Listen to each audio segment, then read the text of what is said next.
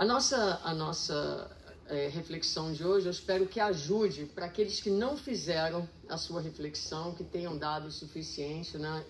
Uma das coisas que eu também gosto de fazer é estabelecer metas para o novo ano. Então, para que a gente possa estabelecer boas metas, acima de tudo, metas alcançáveis. Porque muitas vezes nós estabelecemos metas que são impossíveis de nós mesmos alcançarmos. Essa reflexão, ela é parte de uma série de palestras que eu venho fazendo. Fiz três em 2024. São parte da série da transformação moral. E elas vão dar continuidade à proposta da psicologia espírita. A psicologia espírita, ela foca, né? A gente estuda psicologia para entender Kardec, como estudamos Kardec para entender Jesus. Então, eu não sei se todo mundo aqui tem familiaridade com a psicologia espírita, o trabalho da autora espiritual Joana de Ângeles, através de Divaldo Pereira Franco, a série psicológica, que vem alargar a nossa visão e o nosso entendimento daquilo que Kardec nos trouxe. Joana não vem acrescentar ao que Kardec falou, modificar o que Kardec trouxe, mas ela vem nos permitir uma visão mais madura, uma visão mais psicológica, porque muitos de nós traz um ranço, né, das nossas vivências na religiosidade, onde a leitura religiosa, inclusive do Espiritismo, é uma leitura muito preta e branca, e uma leitura muito cheia de julgamentos, e que muitas vezes, ao invés de nos ajudar, nos atrapalha, nos confunde, nos enche de culpa, de temor. Então, a psicologia e a psicologia espírita vem trazer a Kardec um entendimento e uma leitura um pouco mais amadurecida e um pouco mais psicológica. Então, nesse livro chamado A Série Psicológica de Joana de Ângeles, Fundamentação Teórica para Coordenadores de Estudos, que são 2 livros escritos por vários psicólogos, para aqueles que gostariam de coordenar grupos de Joana de Ângeles, diz lá no capítulo 2, o encontro entre a psicologia e o espiritismo é um convite para o movimento espírita iniciar novos tempos de mais qualificação e aperfeiçoamento na sua forma de trabalho, com discursos menos repressivos, menos impositivos, mais esclarecedores, pela razão como propôs o codificador desde o início. Então veja que a psicologia, ela vem para que o discurso espírita, ele seja esse discurso menos, com todo respeito e amor, católico, apostólico, romano, né?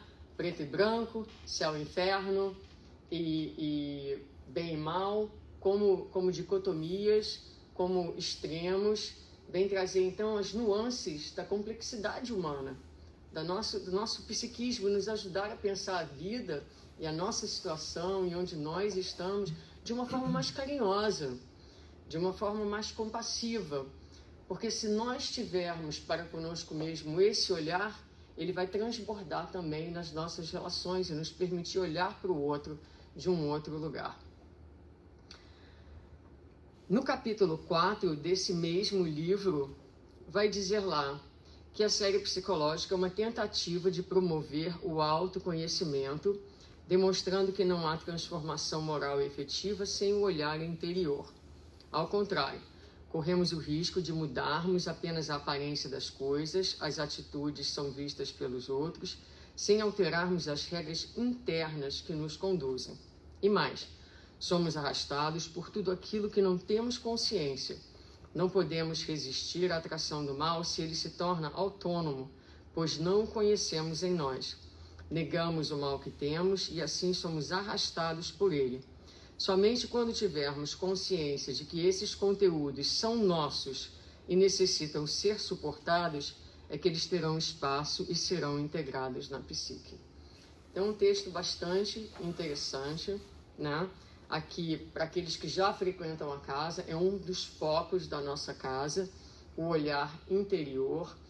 Alguns de nós, talvez, o nosso objetivo seja ser uma pessoa melhor, Mas para a gente ser melhor, é preciso a gente olhar para dentro. É o que Joana propõe. Mas ela vai pontuar para a gente que a nossa melhoria não vai estar necessariamente nos nossos comportamentos, mas na mudança de uma regra interna. E a gente vai falar um pouquinho mais sobre isso. Ou seja, muitos de nós que aqui estamos, em todos esses cursos que o Marcelo falou, né, estamos aqui estudando as leis e as regras. Mas é preciso mais do que o estudo da regra, é preciso a internalização da regra. É preciso sentir a regra. É preciso viver a regra, para que a mudança de comportamento ela seja legítima, ela não seja, digamos assim, uma aparência, uma máscara. E parte disso é então, o conhecimento do quê? É o conhecimento do mal. Somos arrastados por tudo aquilo que não temos consciência. Então, por exemplo, como é que a psicologia espírita nos ajuda? Muitos de nós vivem o conflito que Paulo de Tarso viveu, por exemplo, que ele dizia que queria fazer o bem, mas fazia o mal. E o mal que ele não queria fazer, ele fazia. Por quê? Porque Jung vai trazer para a gente, a psicologia espírita, Joana vai trabalhar, que o nosso inconsciente ele tem a proporção de um oceano. E o nosso consciente é do tamanho de uma rolinha que boia nesse oceano. Então, aquilo que a gente vê e enxerga de nós mesmos é essa rolinha. O oceano é o nosso inconsciente. Então, a psicologia fala desse inconsciente. A doutrina espírita, Kardec, também fala sobre isso. Fala no perispírito, fala nos arquivos que nós trazemos das nossas vidas passadas, das nossas vivências, das nossas experiências, mas agora a gente tem um olhar um pouco mais psicológico para esse mesmo tema. Então, a importância desse trabalho e dessa série é a gente buscar entender esse inconsciente, porque ele dita a nossa vida.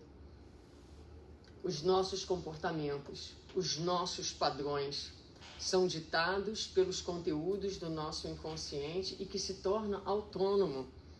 E dentro desse conteúdo há os nossos equívocos, há as nossas ilusões, há o mal em nós ainda, na nossa condição, que se nós não percebemos a presença desse mal, nós não temos o que transformar. Essa é a proposta. E a proposta para esse novo ano, né, aqui na continuidade dos trabalhos da nossa casa e aquilo que a gente vê e espera dos trabalhadores e do público, é que a gente vai se tornando cada vez mais autônomo nesse processo. Então, Joana de Ângeles, no livro Conflitos Existenciais, ela vai dizer assim para a gente: a dependência de outrem e a transferência das suas responsabilidades para outrem, a necessidade de gurus e guias, ocultam a comodidade mental, moral e emocional, disfarçadas de confiança e de afeto por aqueles que lhes sirvam de condutores. Olha que sério isso, não é? Então a gente segue as pessoas, segue os palestrantes, segue os médiuns, segue a pessoa que dá o curso na casa, coloca as pessoas no patamar como se elas fossem o roteiro da nossa salvação. Absolutamente não. E aí a gente ainda justifica isso pelas vias da afetividade. Então, o que Joana propõe, tudo bem, as pessoas, nós precisamos uns dos outros, mas nós temos que tomar as rédeas do nosso próprio processo, do nosso próprio estudo. Então, a gente pode vir ao Livro dos Espíritos, a gente pode vir à Oficina das Virtudes, a gente pode trabalhar na casa, mas o trabalho real não está aqui dentro, está lá fora. Cada um consigo mesmo, na sua própria análise, no seu próprio engajamento, na sua própria busca, na sua disciplina de ler, na sua disciplina de escutar coisas boas e de estar sempre nesse processo de observância de si mesmo. Quais são os pilares da psicologia de Joana de Ângeles? Os pilares da psicologia de Joana de Ângeles são os pilares espíritas. Toda a sua obra é construída em cima dos pilares que nós estudamos em Allan Kardec. A ideia de Deus, da imortalidade, da comunicabilidade, da reencarnação, da pluralidade dos mundos habitados, que é onde nós vamos focar o nosso raciocínio hoje. Antes de mergulharmos nele, né, ela propõe no livro Homem Integral, dentro desse início de ano, a identificação desses passos para iniciarmos o processo de autoconhecimento. Então, quando a gente sair daqui, quem não fez a sua reflexão, vai para casa e pode usar esses slides para pensar quais são as minhas necessidades, do que eu preciso nesse momento. Qual é a minha realidade emocional? Quais são as emoções que prevalecem no meu dia a dia? O meu coração está cheio do quê? Quais são as aspirações legítimas, não do meu ego, mas do que o meu espírito imortal deseja? E talvez mais importante de tudo para um bom trabalho, um trabalho efetivo de reforma íntima, é a observação das nossas reações diante do cotidiano. Veja que ela propõe a análise das reações e não das ações. Por quê? Porque as nossas ações, muitas vezes, elas são planejadas pelos nossos interesses, planejada por um mundo de coisas, a gente vai falar um pouquinho, mas as nossas reações, elas falam legitimamente de quem nós somos. Porque quando nós reagimos, a gente não tem tempo para mirabolar. Então, a nossa reação é o termômetro de onde nós estamos no nosso processo evolutivo. A gente vai falar sobre reações no final da nossa reflexão. Vocês vão fazer uma análise das suas reações. Então, em 2024, dentro dessa série, para quem quiser voltar, há um estudo sobre egoísmo, um estudo sobre educação moral pelos livros, versus que reforma os caracteres, e há um estudo sobre Deus, que não foi feito em português, foi feito em inglês. E agora nós vamos então para a pluralidade dos mundos, que também pode ser entendido como pluralidade dos estados conscienciais. Porque na doutrina espírita, um dos conceitos é de que a vida, né, em vários, no universo, que é um universo imenso, infinito, universos paralelos, né, não pode ser um lugar onde só haja vida nesse planetinha mísero e ínfimo que é a Terra. Então, um dos conceitos é da existência da vida em diversos planetas. E essa vida, ela se manifesta de forma diferente de acordo com o estado consciencial dos espíritos que ali habitam. Esse estado consciencial também denota a pluralidade do entendimento da verdade, porque quanto mais a gente entende a verdade, mais elevado a gente é, e também a pluralidade desse relacionamento da criatura com Deus, que é em si a verdade. E por que é importante, né? A mensagem de abertura falava dos estados conscienciais. Por que é importante a gente estudar isso? Porque para que a gente trace bons objetivos para o ano de 2025, é preciso que a gente saiba onde é que a gente está no nosso estado consciencial, porque senão a gente traça para nós mesmos objetivos que são inalcançáveis. E ao traçarmos objetivos inalcançáveis e objetivos que são incompatíveis com o nosso nível evolutivo, muitas vezes nós armamos uma armadilha para nós mesmos, porque nós fatalmente não vamos alcançar, nós vamos nos frustrar e nós vamos perder o ânimo, às vezes a gente se deprime, às vezes a gente se culpa, às vezes a gente acha que não vale nada, porque nós não conseguimos ser aquilo que as religiões pregam e que muitas vezes a gente não entende de forma correta. Então, quando a gente fala, eu preciso ser bom, o meu objetivo é ser bom, por trás desse ser bom há um conceito anterior de que você não é bom, né? Você está partindo da premissa. Eu estou tendo uma dificuldade grande hoje de encontrar as palavras em português. Estou aqui numa luta mental. Então, você parte dessa premissa de que você não é bom. E viver nesse lugar de que eu não sou bom não é um lugar feliz. Então, vamos ver como é que a gente pode repensar essa proposta. E estabelecer metas que sejam possíveis de acordo com o momento consciencial que a gente vive. Então, com Kardec, a gente aprende que nos mundos primitivos, que são os mundos atrás da gente, não há o entendimento de Deus, os seres não têm a distinção do bem e do mal, e não há o entendimento da lei ou da verdade. Já nos mundos puros, que é o outro oposto, né, há o entendimento pleno de Deus e a conexão plena com Deus, como Jesus a tinha, quando ele diz eu e o Pai são um. Nós estamos aí, né, entre esses dois extremos.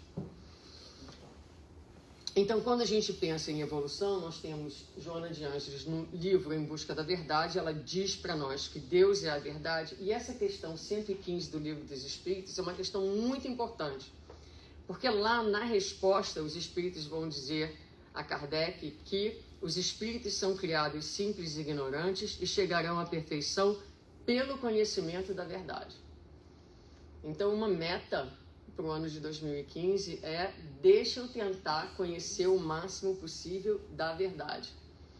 Porque os Espíritos não disseram a Kardec que a gente vai evoluir distribuindo sopa. Não disseram a Kardec que a gente vai evoluir vindo ao centro. Não disseram a Kardec que a gente vai evoluir estudando, dando passo. Não, disseram a Kardec que a gente vai evoluir conhecendo a verdade. O que é conhecer a verdade?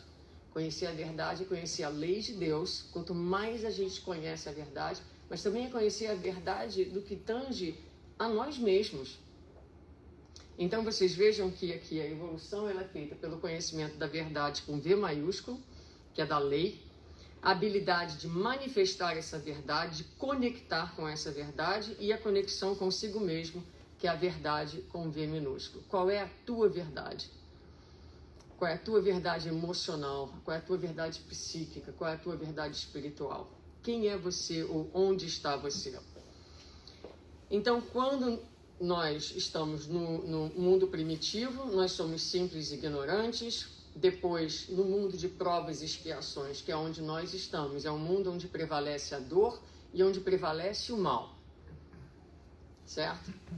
Nós temos o mundo de regeneração, que é uma transição da prevalência do mal para o bem, o mundo feliz, onde o bem prevalece, e o mundo puro, onde há plena comunhão com Deus. Então veja que no mundo de regeneração, que dizem que a gente está indo para lá, né, há uma transição da prevalência, mas o mal ainda existe, o mal ainda tem o seu império nesse mundo. Então, se eu, sabendo disso, lendo Kardec, estudando essa verdade, falo para mim que o meu objetivo nessa vida é ser bom, calma. Porque no mundo de regeneração, os espíritos ainda lidam com o mal. Então, muita calma nessa hora, né? Vamos devagar. Então, a gente precisa ler isso e usar o próprio conceito espírita para que ele nos ajude, para que a gente esteja sóbrio na hora da gente pensar a nossa própria evolução e a nossa própria vida.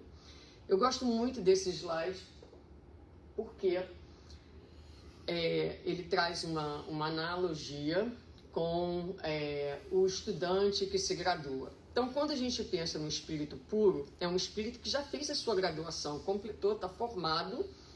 E o que acontece quando nós terminamos a nossa graduação, nos formamos aqui?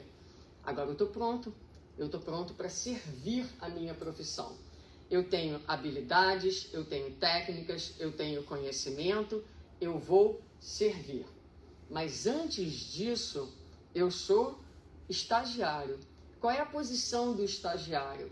O estagiário vai para a clínica, digamos assim, não é? Para servir, mas para ser servido. Porque, na verdade, o estagiário, ele está ali ajudando e aprendendo. Então, ele vai para ajudar, mas também para ser ajudado no seu processo de crescimento. Esses somos nós. Nós somos estagiários. Nós estamos aqui desenvolvendo as nossas habilidades, né? E as situações da vida e aquilo que a gente faz para o outro, na verdade, nos auxilia no nosso próprio crescimento e no desenvolvimento das nossas potencialidades. Então, pensar-se estagiário, lembrar o que é o estagiário, lembrar o mundo onde a gente habita, onde o mal prevalece ainda, um mal que ainda vai ter o seu império em mundos mais adiantados do que o nosso. Então, querer ser bom, né? Devagar, vamos devagar com essa ideia. Olha o que diz a nota de Allan Kardec na questão 188. De acordo com alguns espíritos, de todos os globos do sistema solar, a Terra é um dos planetas onde os habitantes são os menos avançados física e moralmente. Ah não, mas eu vim ao Conchos hoje para escutar uma palestra de início de ano e olha o que a Suzana me traz, não é? Mas quando a gente ganha consciência, não é? Do lugar onde a gente está, dentro dessa consciência, por mais difícil que seja, começa aí verdadeiramente o nosso trabalho e a nossa maior esperança, porque sem essa consciência nós estamos simplesmente sendo arrastados pela correnteza da vida sem tirarmos dela o proveito que nos é possível. Então essa consciência, ela nos tira desse lugar de superioridade que muitas vezes a gente se coloca, nos ajuda a colocar o pé no chão, nos ajuda a olhar para o outro na horizontalidade, dizer para o próximo que está errando, o nosso familiar, o nosso amigo, o nosso chefe, o nosso filho, e dizer para ele, segura aqui na minha mão porque a gente está no mesmo barco e vamos juntos. Ao invés de olhar para o outro de cima para baixo, ao invés de achar que nós temos condição moral de julgar e de dizer o que os outros devem estar fazendo. Então, se nós quisermos um ano melhor, é preciso que a gente desça de onde a gente está e a gente entenda que essa é a nossa condição, a condição da nossa humanidade. Veja que nos mundos transitórios, né? Está lá no Evangelho segundo o Espiritismo, que é a transição entre os mundos de expiação e as passagens para os mundos mais puros. Nesses mundos, o homem ainda é falível e o espírito do mal não perdeu completamente o seu império. Então, qual a diferença? No mundo de prova e expiação onde a gente está, muitas vezes, na maioria das vezes, nós temos o mal em nós e não temos consciência dele. Quando a gente entra nos mundos transitórios de regeneração, o mal ainda existe, mas agora já com consciência dessa verdade. O que permite que a gente gerencie esse mal de forma melhor.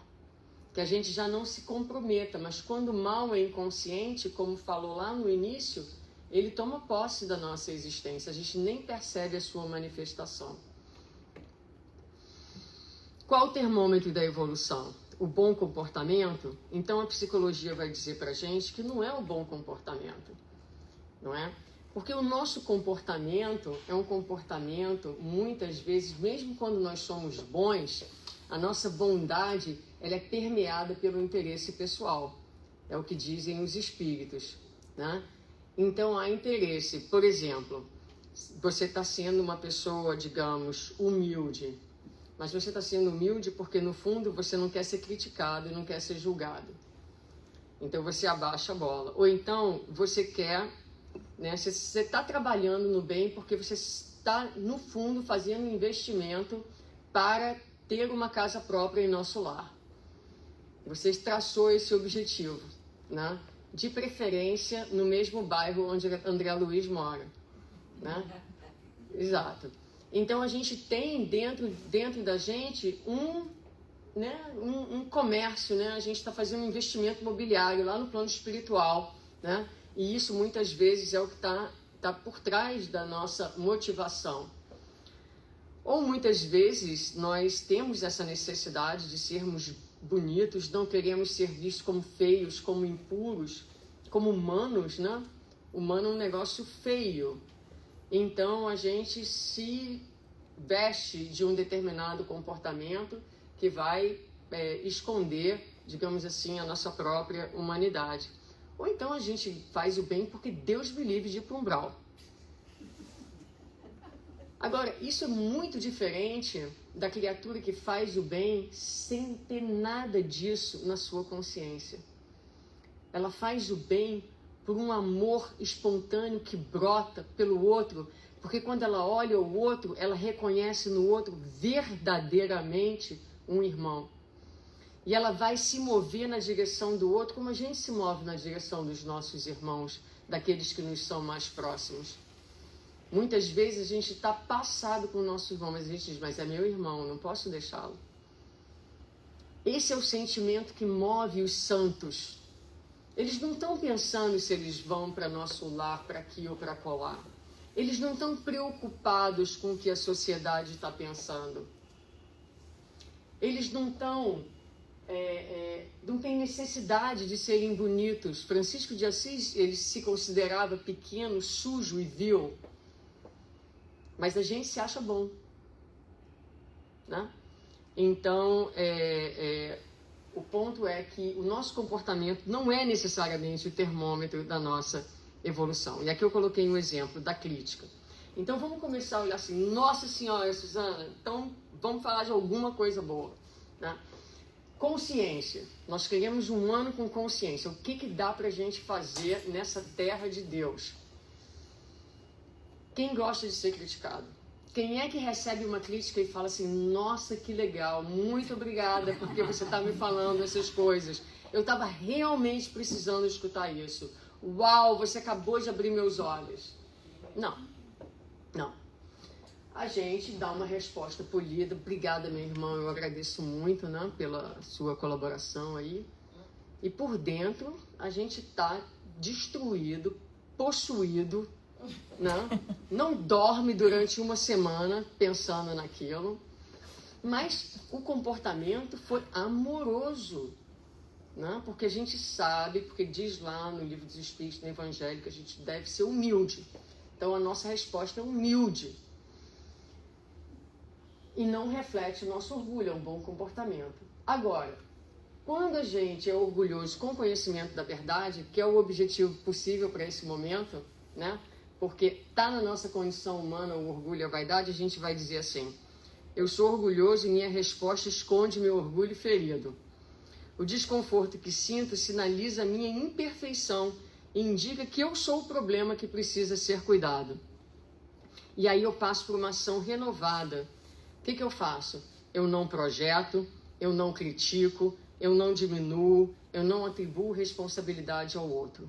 Eu sento com o meu desconforto. Eu tenho consciência que eu agi de forma polida, porque esse é o domar das nossas tendências, é o esforço que a gente tem que fazer, mas eu não tenho nenhuma ilusão de bondade, eu sei exatamente o tamanho do orgulho em mim.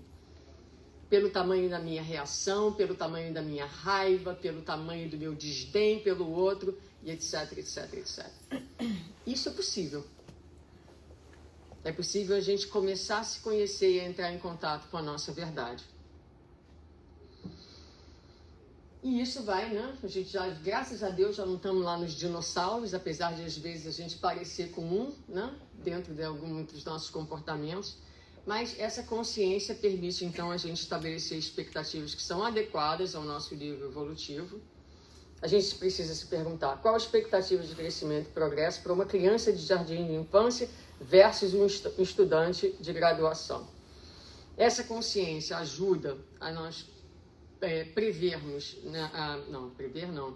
prevenirmos o uso de máscaras, mas eu acho que o mais importante que essa consciência traz para nós é contra as doenças mentais, é contra a culpa, é contra expectativas inalcançáveis, essa pressão que a gente tem, esse sentimento constante que permeia as nossas vidas de inadequação, de insuficiência.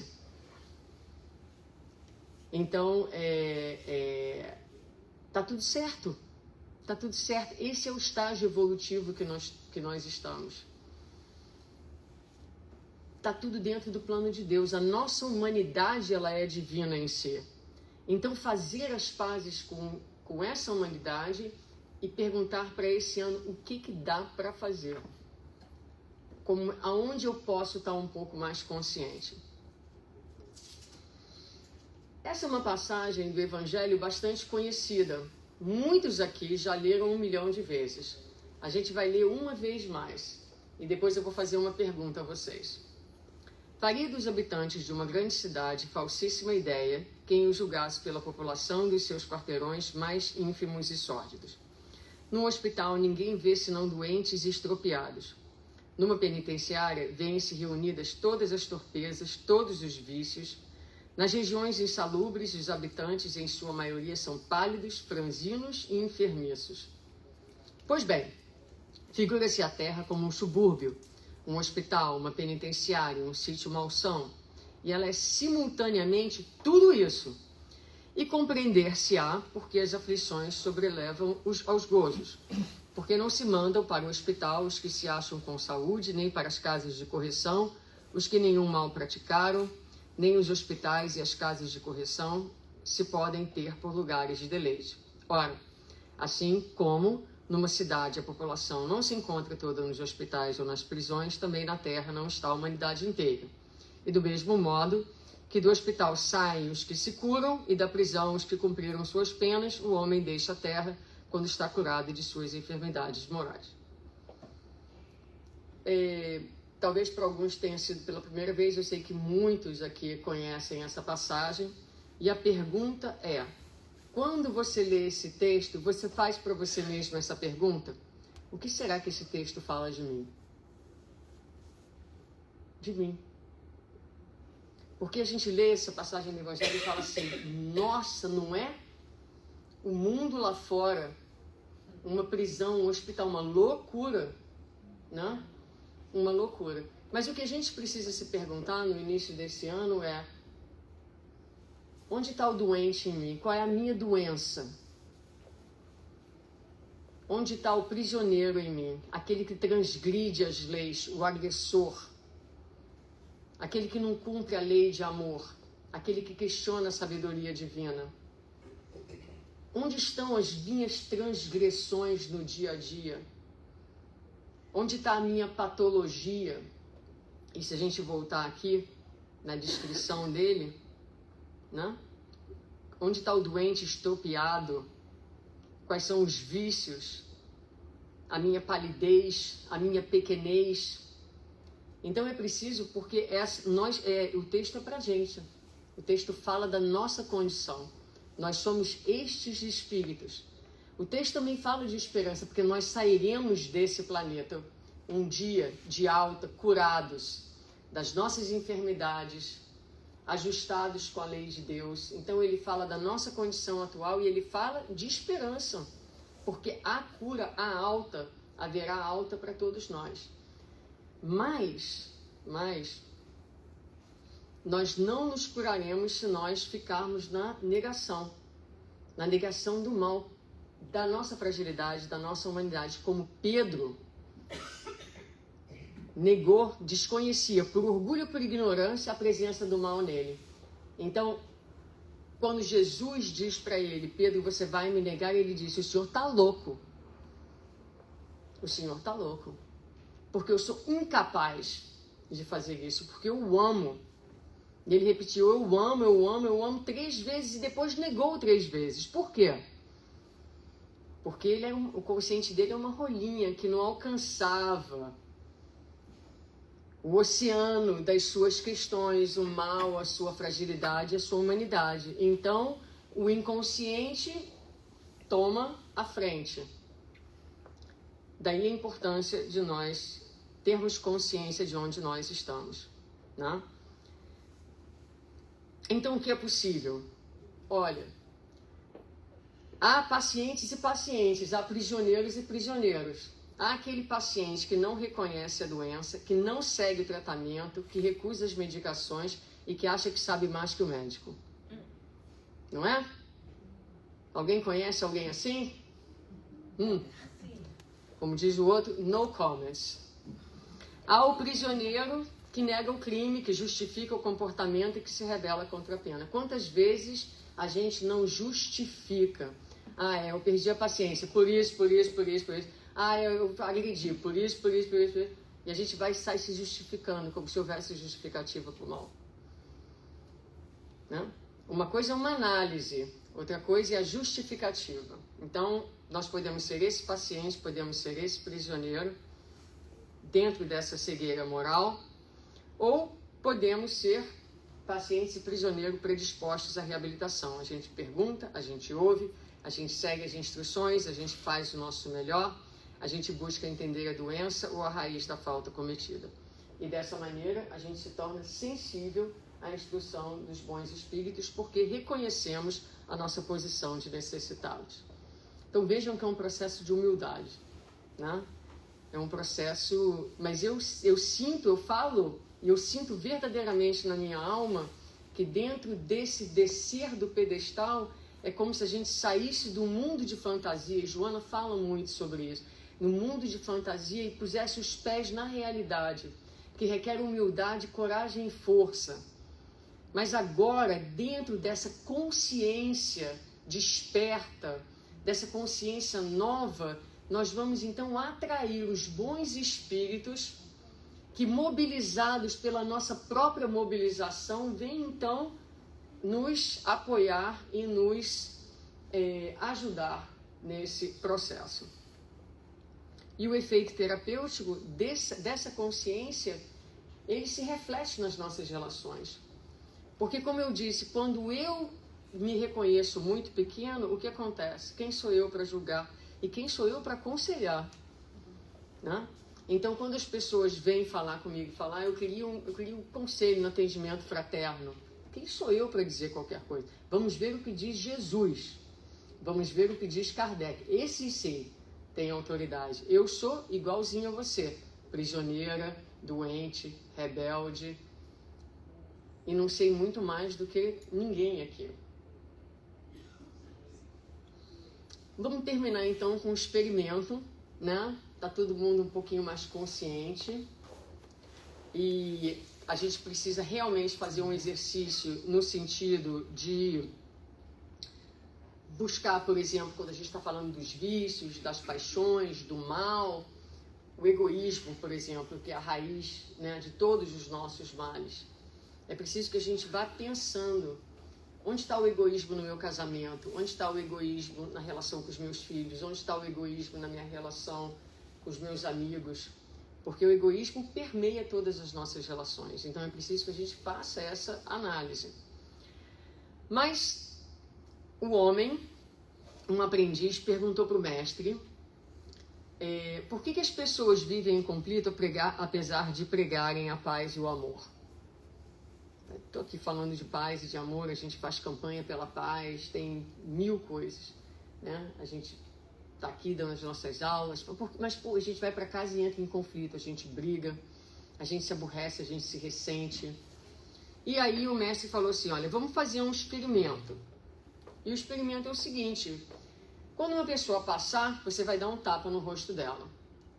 E a reação dela vai falar para você do nível consciencial que ela está.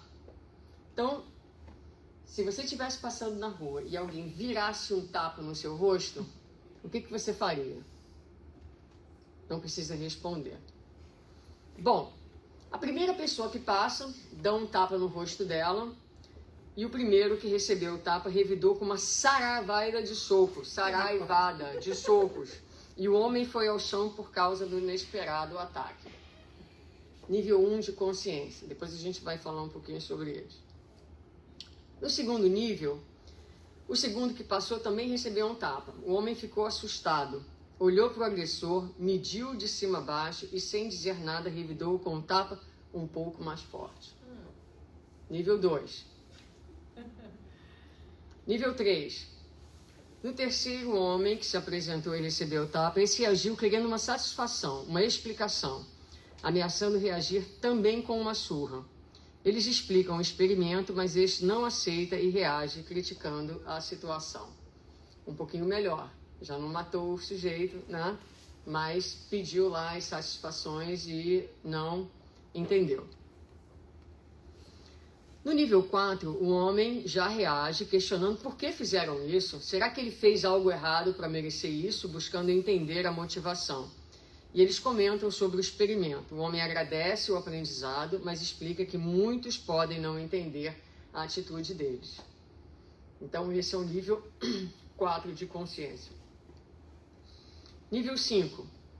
O quinto homem recebeu o tapa e diz, filho meu, eu bem o mereci por não haver logo percebido que estavas necessitado de ajuda. Em que posso te ser útil? O agressor fica sem entender e pergunta se ele não vai reagir. O homem responde que cada agressão é um pedido de ajuda. Esse é só o nível 5, tem mais 2, tá? Então, o que a gente vai vendo aqui nesse nível 5, né? a mudança da regra interna. É alguém, a gente estuda Kardec, a gente estuda Deus, a gente estuda a necessidade do amor, a gente sabe da reencarnação, a gente sabe dos níveis evolutivos, mas a gente sabe na superfície do nosso entendimento intelectual. O dia em que nós soubermos no coração que a agressão é um pedido de ajuda, e o dia que nós sairmos do centro e dessa posição tão vulnerável, de um ego tão fragilizado, né, que necessita de adoração, que necessita de tanta coisa, o dia que a gente estiver mais pleno de Deus dentro de nós, a gente vai conseguir olhar para o agressor verdadeiramente e pensar: o que eu posso fazer para te ajudar? Daí vem o nível 6. No sexto, homem, ele desvia a ação e questiona: meu filho querido, por que você queria ferir-se a si mesmo? Ainda não aprendeu que ferindo aos outros você agredirá a si mesmo? Você ainda não consegue entender que a humanidade é um organismo único e que cada um de nós é apenas uma pequena célula desse pequeno organismo?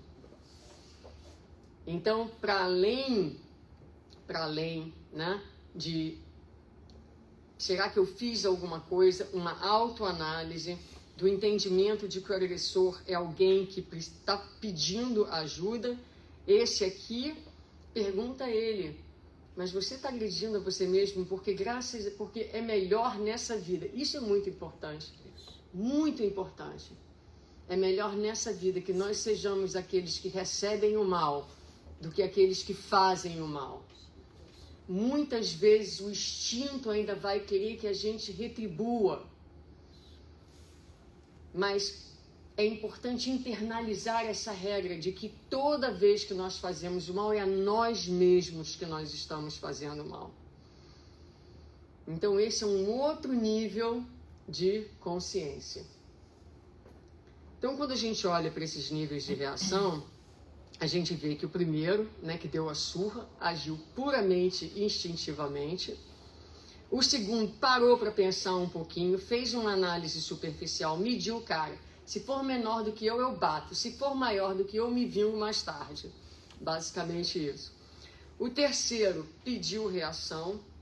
O quarto já entende que há vários níveis de consciência, já está buscando aprender para crescer. Eu diria que muitas, porque veja, esse experimento é um estranho que passou e deu um tapa.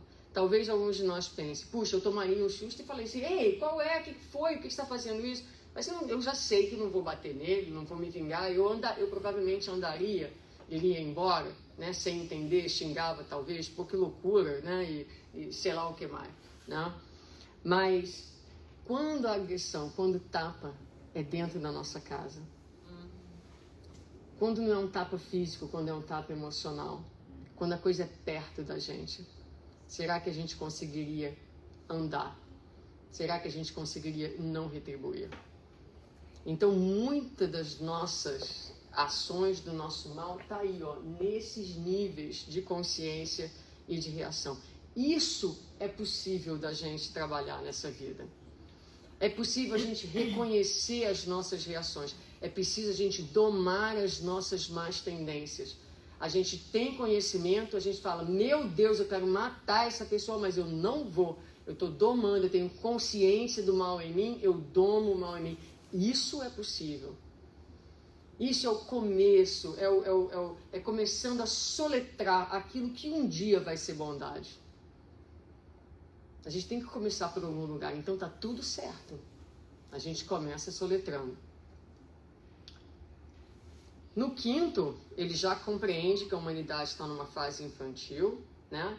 No sexto, já é um estado mais elevado de consciência, entendendo que quando eu machuco alguém, eu estou machucando todo, aquilo reverbera no todo, mas faltou o estágio 7. Qual é o estágio 7?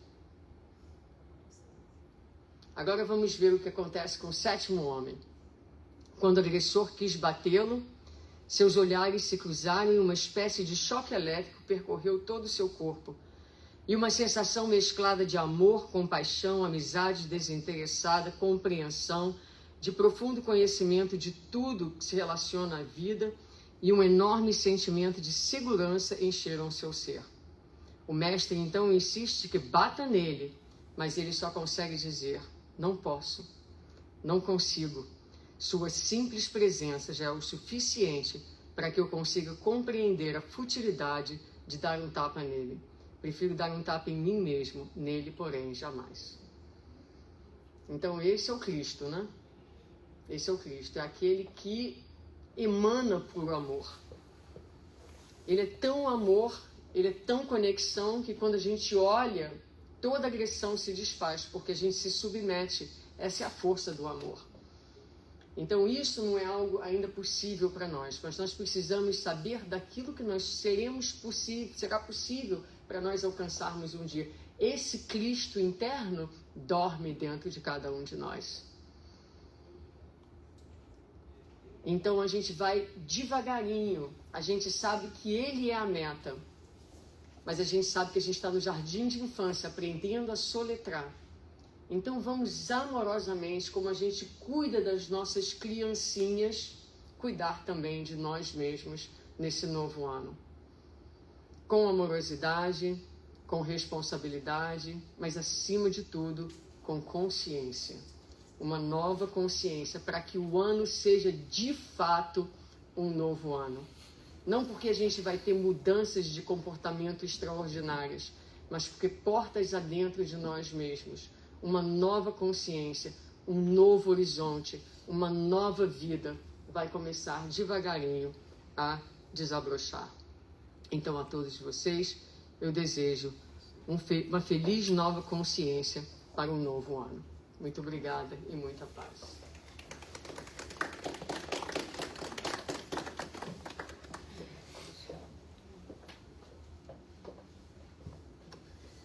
Muito obrigado, Suzana, pelas elucidações. Eu disse que a explicação daquela passagenzinha de Joana viria. E veio recheada de lições.